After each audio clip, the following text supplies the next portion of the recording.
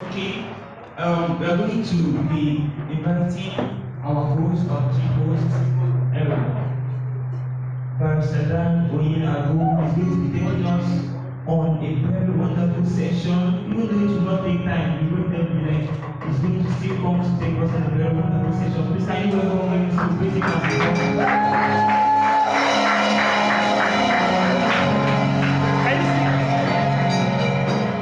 Thank you. Thank you very much. I appreciate each and every one of you that made out time to be here. Just put your hands together for yourself. It's not easy to leave everything that you had to do and come over here to be with us. And I appreciate you. I thank you so much. For your patience, I thank you so much. And for those that also contributed, I thank you so much too. The students, that was wonderful presentations from you. Thank you so much. And the wonderful meal that came from our president. Once a president, always a president, Oscar president. We thank you so much, sir. That was wonderful. That was wonderful. Top tips that could help you to be successful in life. That was great. I learned a lot from him. In fact, that is why we are here, to transform lives. I'm going to tell you a story about a certain man, an old man. This old man once lived at the mountains. And there were some boys living down the valley that used to climb up to go and see this old man. And they were fond of asking him questions, different questions. And funny enough, the old man will always answer all their questions. So they are chagrin because they wanted him to see him fail, at least for once. So they kept asking and asking and asking. But the old man kept answering and answering and answering. He never failed for once. So one day, they came together and their leader, by the name Aram, called them and said, I have an idea. I have an idea. Yes, we are going to nail the old man today. I have an idea. And they said, what's your idea? He said, look, I have a bed. We're going to go up there with this bed. And I'm going to put this bed in my hand, two hands, cover it. And we'll ask him, old man, could you please tell us whether this bed is dead or alive? They said, yes, that's it. That's it. That's it. We'll catch him today. And they all climbed up. And as they did, the old man saw them coming and he saw how mischievous they were looking. He knew that something was up. And they came to him and Adam walked forward. Sir, we have a bed here in my hand. Could you tell us whether this bed is dead or alive? The old man already knew that they were expecting him to fail. He looked at their faces one by one, and they were waiting to jubilate. Then he turned to Aram and said, Aram,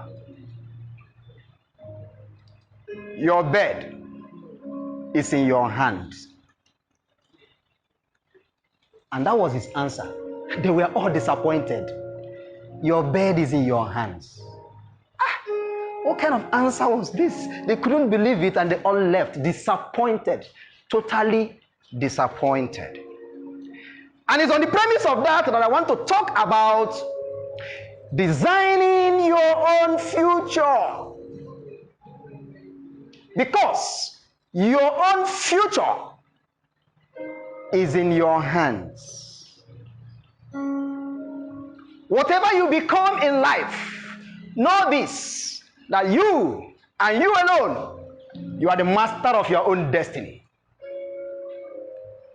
So what you become in life is a function of your actions and your inactions. What you do or what you fail to do. And I will call that the principle of actions. The principles of performing actions by an individual. Your actions entails doing something that comes up from within that will help you to become. And that is why when you listen to the other person that spoke, he talked about the tips to become successful. We have some people that live their life only to observe what others are doing, while others live their own lives to do something with their lives, to make something to happen. And that is why you will notice that basically we have two sets of people on earth. And these two sets of people on earth, one, we call them the active. The second ones, the inactive. But interestingly, we have another group of people. And this other group of people, they are different. They form a very minute segment of the whole. They form less than 10% of the total population. And they are the proactive. They are the proactives because they are extraordinary in what they do. They think outside the box. These ones understand the difference between ordinary and extraordinary.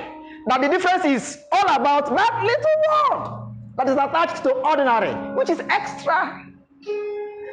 So they go the extra mile to make a difference.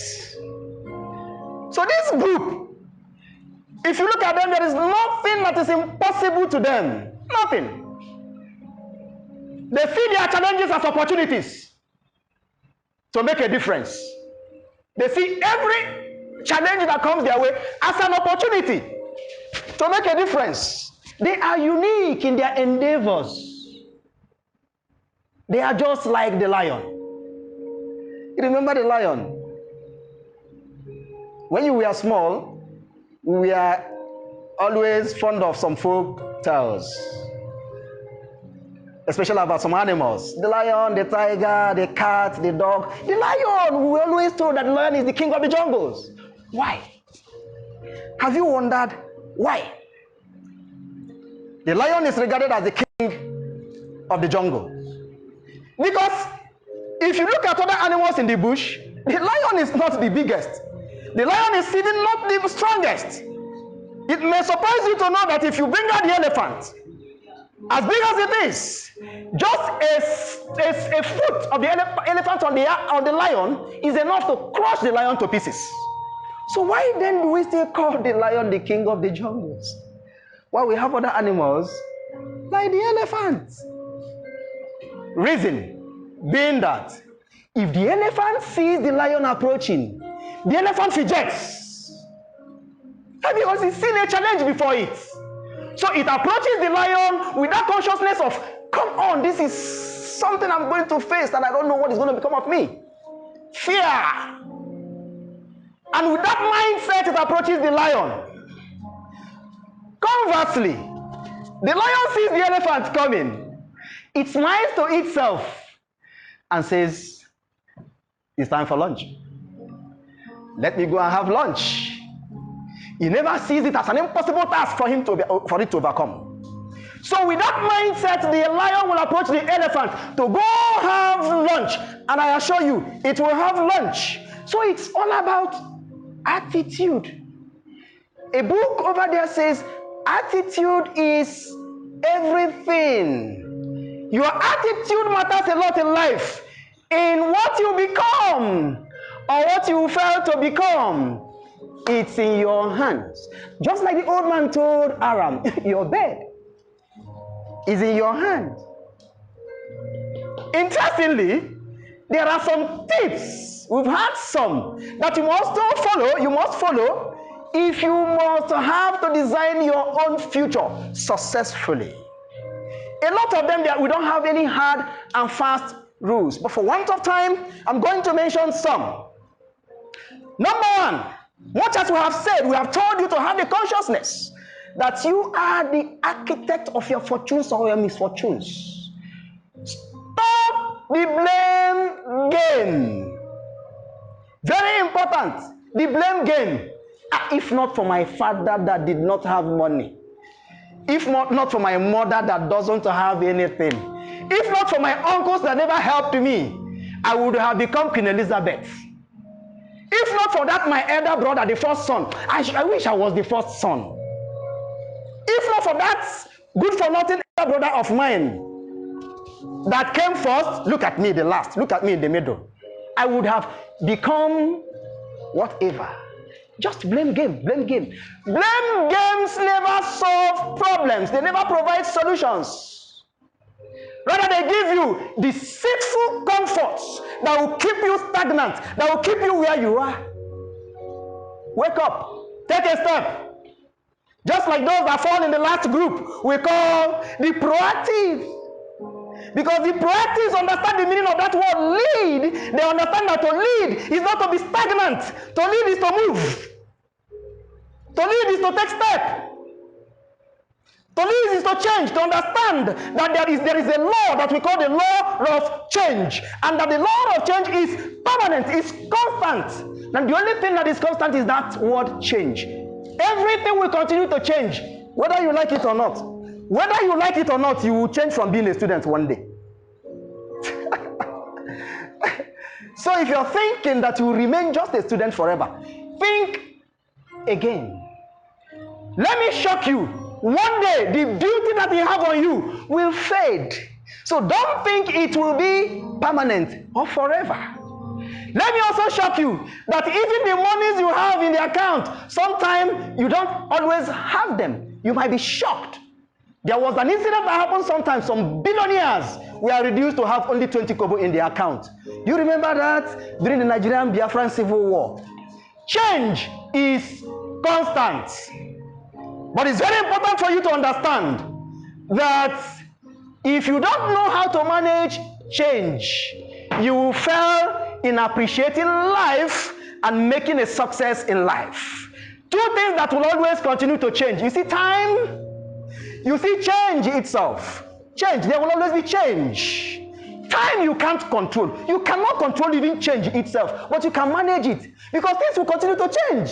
Whether you like it or not, you are one day older than you were yesterday.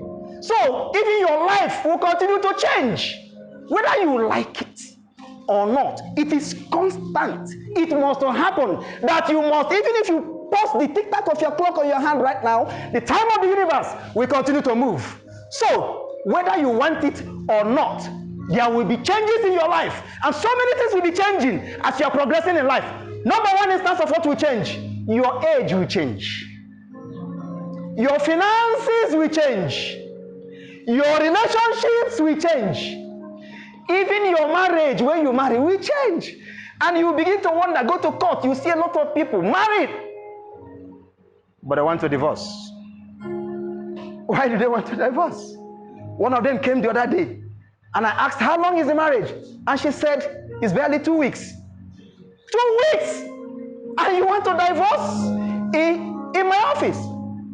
You want to divorce? She said, the greatest regret I have in life is ever knowing this man. Things will change. Sometimes love could also fade and change. So that person, honey from honeymoon to another moon, maybe honey sun. Yes.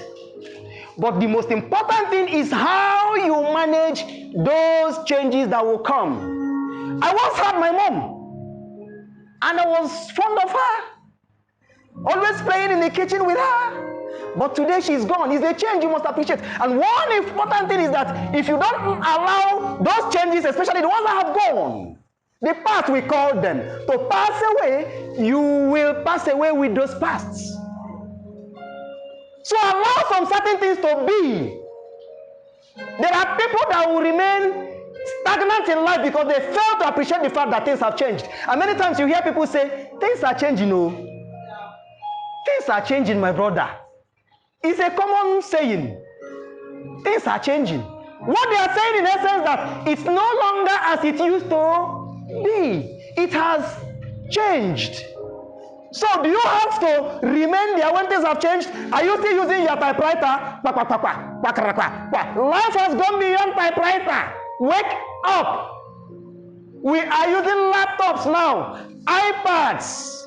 We are using mouse. A certain woman, my mentor said, a woman came to, he was talking to the woman and told the woman that there is a mouse on your table. And the woman said, you mean a mouse on my table? And my mentor said, yes, a mouse on your table. And she said, wow, how can a mouse be on my table? She couldn't appreciate the fact that things have changed. And she's not used to using mouse you have on desktops. Now it has even changed. We are using finger. And very soon, that one is even fading away. You are going to be using mouth. You just say it open and it will open. You just use word. Your word is your password. It's already happening. Now we are talking about solar energy. Things will continue to change. It happens in life. It is permanent in life. It's a constant. It's a law of life.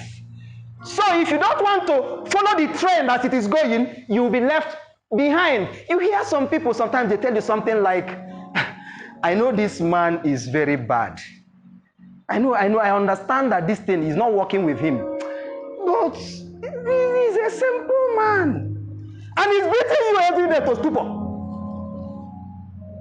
Boxing you every day in the house. You know he's a good man. I know that this house is worn out. We actually have the money to build another one. But this is my great-grandfather's heritage. I don't. And it's falling, collapsing. You don't want to wake up because of stereotyped mentality.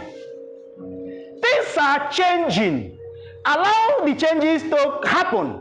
Because if you don't allow them to happen, you may not ever succeed in life. That is on the aspect of allowing changes to happen.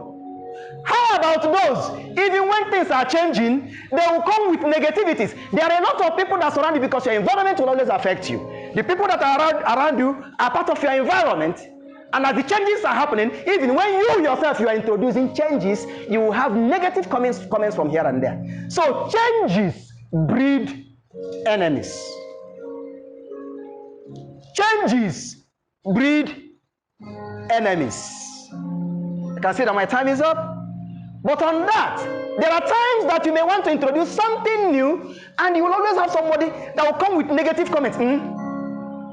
How do you think this thing is not going to work? You are too young for this kind of thing. It's too early. You are still a student. Dare to make the change to happen. But be careful and beware of those that will bring negative comments, and they continue to talk and talk and talk. They will talk you out of your investments, talk you out of your dreams, talk you out of what you want to do. The principle of actions I talked about. You have to do something, perform, if you must succeed. And finally, pride kills a man. Pride goes before the fall. It takes humility to achieve your success. There are times you may find yourself in situations that will call that you be humble, even going on your knees. What will it reduce you from becoming a human being? I have instances of things that happened in my life that I can understand. If I share with you, you will know that if not for humility, I wouldn't have been where I am today. Pride destroys a man. I got to the law school and it occurred to me that, look, if you don't do something for yourself, if you don't carve a niche for yourself, if you're not the master of your own destiny, you will not graduate. I calmed down, and what did I do? I became a dry cleaner at the law school, washing my fellow students' clothes. A dry cleaner at the law school. I walked into the law school with nothing in my pocket. In fact, the law school fees that was paid by someone else. Honorable Justice C.C. Wogu of Federal High Court, Basidu, Calabar. He was the one that gave my father the 200,000, while the school fees was 220,000 naira to pay for my law school fees. When we got the 200,000 naira, where do you see the 20,000? It took us another days for us to hustle to get 20,000. And when the 20,000 came, now transport to go to law school. I came into the law school I said, Dad, let me just go. It was just that like the raven. I had the faith that it's going to happen. I had firm resolution within me. I was determined it's going to happen. To wear the wig and gown. I said it's going to happen. I got to the law school at the gate there. After paying the school fees, I had virtually nothing in my pocket, and I walked in and I was smiling. I got to my room, I went to the bed, and I slept that night, woke up the next day, empty stomach, and I had nothing to eat. I came down to bath. Lecture was to start 8 o'clock. No food to go to eat, and be in the lecture room that would last for hours. Just before I went into the bedroom, a voice sounded behind. And it happened to be somebody in the nearby room. He said, "Guy, you want to bath? Before you bath now, come and share with me. I'm having tea." He didn't know that it was God that sent him. Because I was hungry.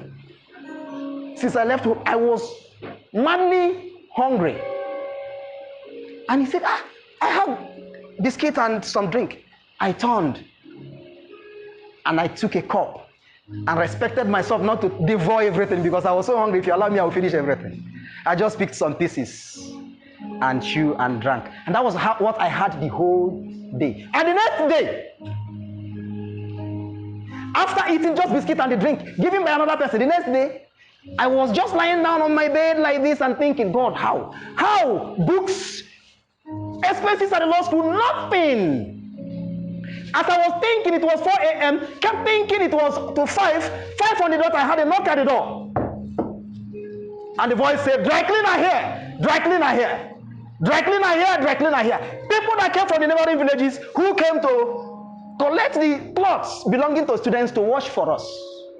And I came out from my bed and went to the door. I said, "What do you want?" They said, "Dry cleaner, your clothes. We wash clothes for students and we bring it." I said, "How much?" They said, "Some 100, some 50, some 150, depending on the kind of cloth." I said, "Oh, fine, thank you." And as I turned, I said, "That's it." Within 24 hours, he provided a solution. And that same day, I went to the bathroom to bath again. I got there and there were people indoors. I stood at the door there. It was the same time my neighbor was having his tea. And he beckoned on me again. "Guy, hey, I'm having that tea again. Could you please?" He didn't know that was my second food at the law school. And I went in, I had a cup of tea and had some slices of biscuit and ate. And I was waiting for the next morning. And that was all I had till the next morning. And I was timing those guys that come from the neighboring village to come and pick clothes. And I checked from 12 a.m. I was waiting. 1, 2, 3, 4. Once it was 5 minutes to 5 a.m., I started going from room at the law school. I'm talking about humility to become. Humility.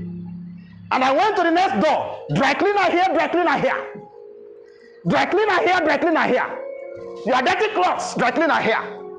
And students at the law school, they came out. Not be our guy. Guy, what happened? Which kind of dry cleaner be that one? I said, "Dry cleaner here, your clothes." And they saw the seriousness and started bringing out their clothes. They got the clothes. I took them in. You can imagine at the law school, you didn't have any time for yourself to talk of washing people's clothes and ironing them, circulating them, while others were reading. I'm talking about the law school, not about what happened on campus when I was an undergraduate. If I tell you this, that's a separate story. The leading of God and his provisions.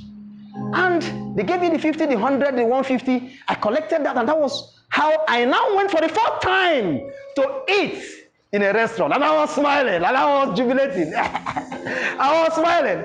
I balanced very well, and they brought the food and I ate. I went back to washing my clothes, ironing them, while they were sweating, reading, enjoying themselves. I wash and circulate, wash and circulate. Had no time for myself, not even 1 hour. And by the time I was done, I would have been worn out, weary, weak. And I was staggered to go and find a group. I had a group for myself that used to read with me. So by 5 p.m., 9 p.m., we'll come together. What?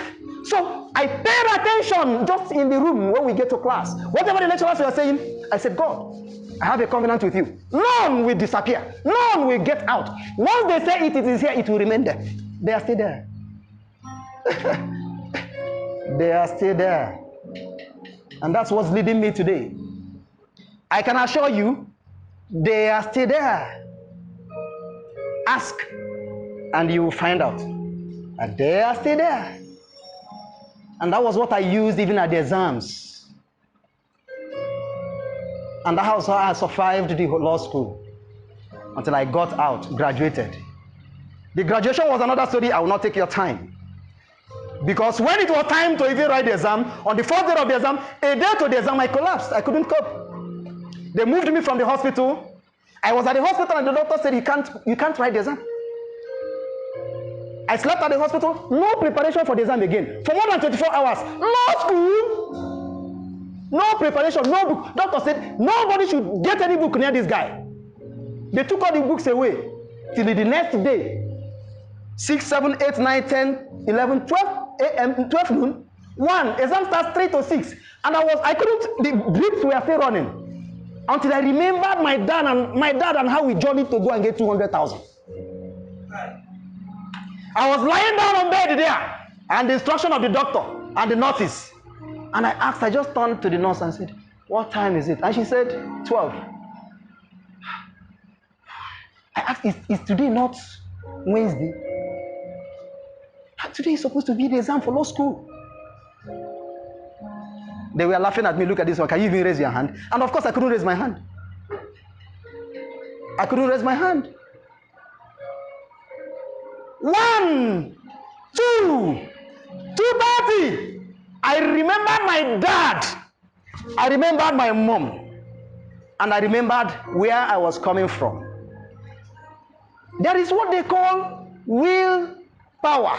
The lion could bring down the elephant, not just by the mere strength of itself, the natural strength of itself. It has added strength.